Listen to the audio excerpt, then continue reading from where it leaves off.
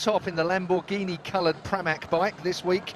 Fabio Quartararo, Danilo Petrucci. Now, who'd have predicted? You'd walk away with quite a few grand in your pocket. I like your thinking. You're in pounds when you're with us. I like that. No dollars. He got some work to do.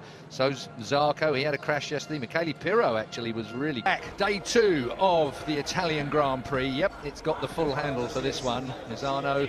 Earlier on, 350 Ks. Which that was yesterday morning. I'm not sure exactly what they did yesterday afternoon, but I think that was the KTM is looking as fast as it does down the front straight. We touched on that just before the break a minute ago.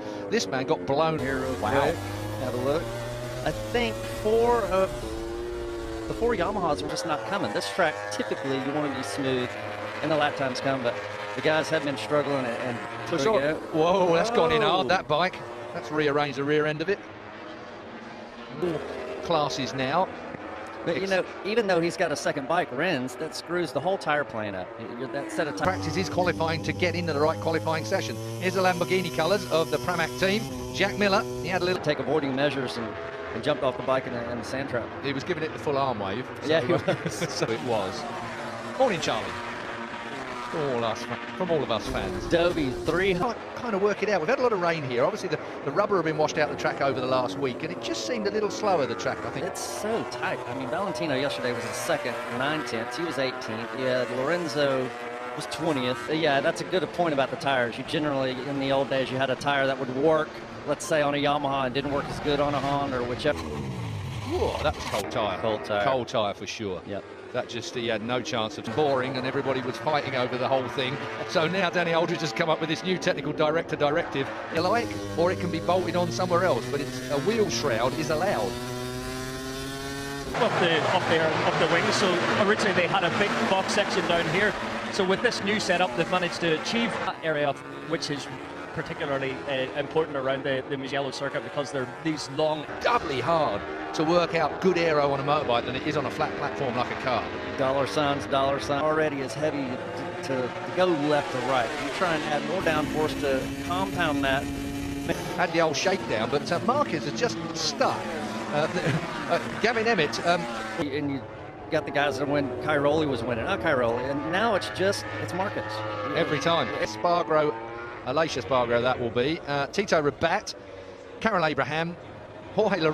He is an aggressive rider, we know, but it's even more this weekend than I remember it. And still he's 7. Yep. From a slightly different perspective, I mean, what's your opinion of where Quartararo has been this year so far? He's been amazing. Le Mans is the place where you're going to crash, really, your home Grand Prix.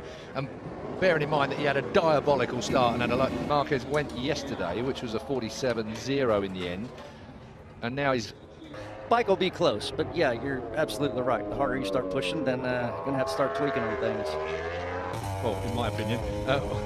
Tweet that's coming in a moment from Lee Minall. He said, Dobby's top speed. Get on it at BT Sport MotoGP. Join us here all weekend. We look forward to you. Last sector, big top speed, all that. He's losing time. It's done with, but we noticed it at Le Mans and wondered whether there was anything wrong. Clearly there's not, because Honda are not daft. And Lorenzo, 21st. Yeah, and hey, looking at it, they all went out, obviously, did some decent. That seems kind of like a race pace, if I were to say.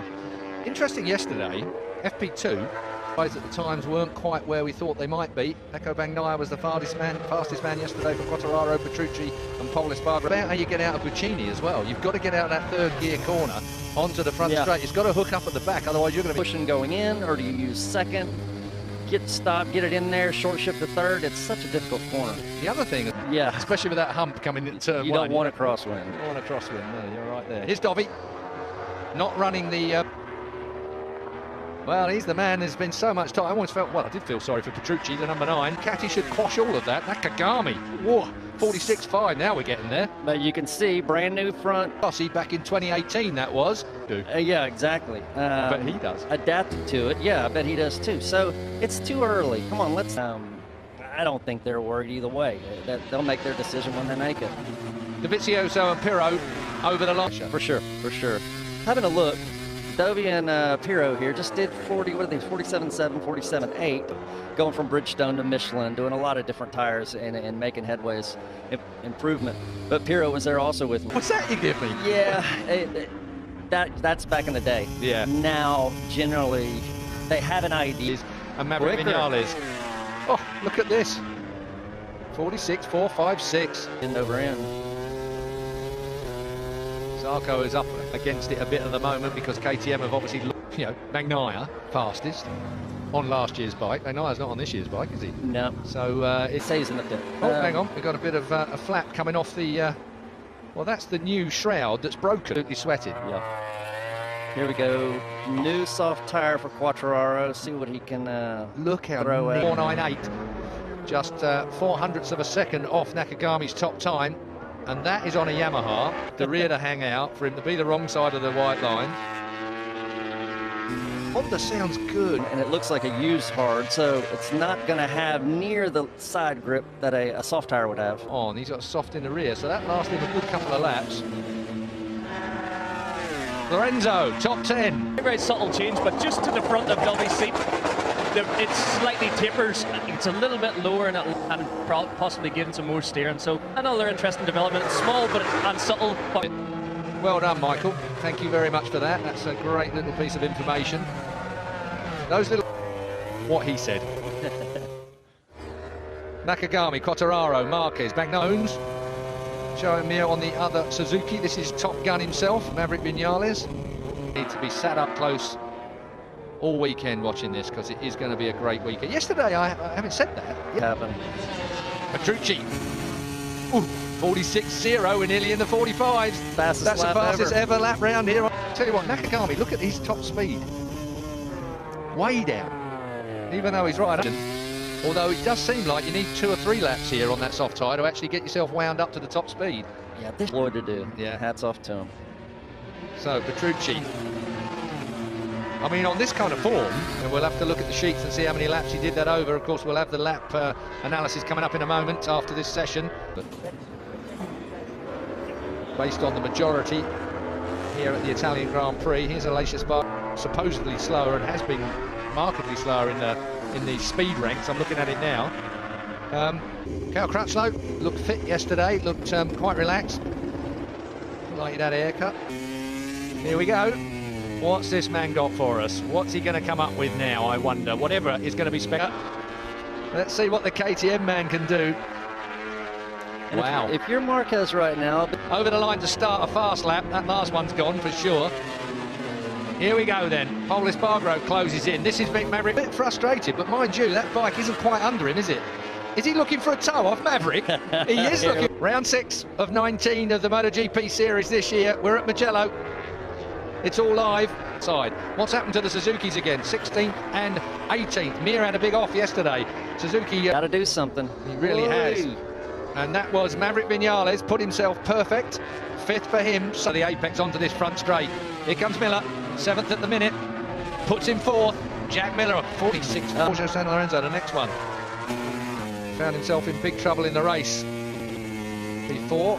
Here we go. Hold it down this last section. So Marquez down in 9th place. Over the line he goes. Wow. And if you don't go through, that means you're on the 5th row or worse. Yep, roll the dice. Bagnaia finally goes quicker. In the day, you certainly won't want to be going out doing your shopping today. Morbidelli! Ha! Morbidelli puts himself safe. So Morbidelli on the 21. Marquez only 3rd, doesn't go any faster. Here's Dobby. What's that do? Does he pop him into the top 10? Nothing. No, it does not. Qualifying 1, there are going to be some very disappointed big names come qualifying 1. Only 2. Wow. So Valentino Rossi's got it all to do. I mean, it almost feels like he's going back in time to when you KTM. Finally, it's all coming good. So many big names, when you look yesterday, stays in the top 10. Those guys will go straight through to qualifying 2 later this afternoon. But in qualifying 1, folks,